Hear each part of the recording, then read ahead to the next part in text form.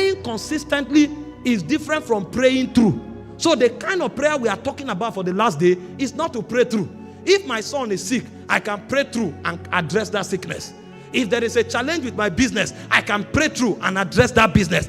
But if I am always waiting to correct things, I will spend my whole life correcting what the devil is destroying. And so the best way to live life, instead of correcting, is to live in a realm where they don't happen. And so a man who prays through corrects the problem. But a man who lives praying stops the problem from happening. So I don't waste my time correcting things. Things don't go wrong around my ecosystem.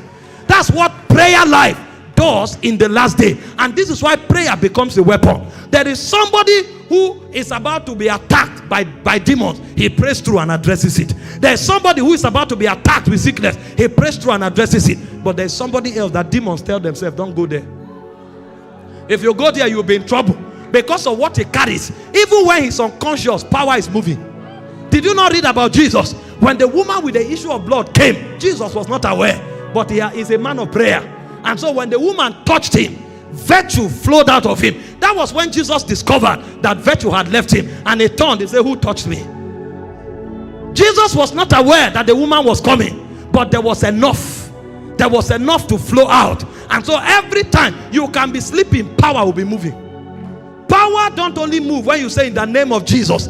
If you start living a life of prayer, you become the believer Jesus spoke about in John 7:38. He said, out of their bellies shall flow rivers of living waters. So power begins to issue out of you. And so a man who wants to have strategic advantage in the last day must give himself to prayer and pray without ceasing.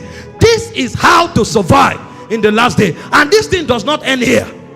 Because that power is also a synergistic power. What it means is when you start praying, you begin to connect with the heavenlies. And so there are many things you are not aware of, but heavenly entourage is working on your account. Did you not read about Daniel? After he fasted and prayed for 21 days, the Bible said Gabriel appeared to him. And he said, I was made to fly swiftly, to come and give you skill and understanding. And so the prayer Daniel was praying, even though he was not aware, was mobilizing something in the heavenlies. And so Revelation chapter 5 verse 8, it said the prayers of the saints, they ascend to heaven as odors, and they are stored in golden vials. And so when a man is praying, he's creating a spiritual account in the heavens. That's why things cannot happen to that man. That man may be on his way going to school, and God is telling him, go and invest in gold.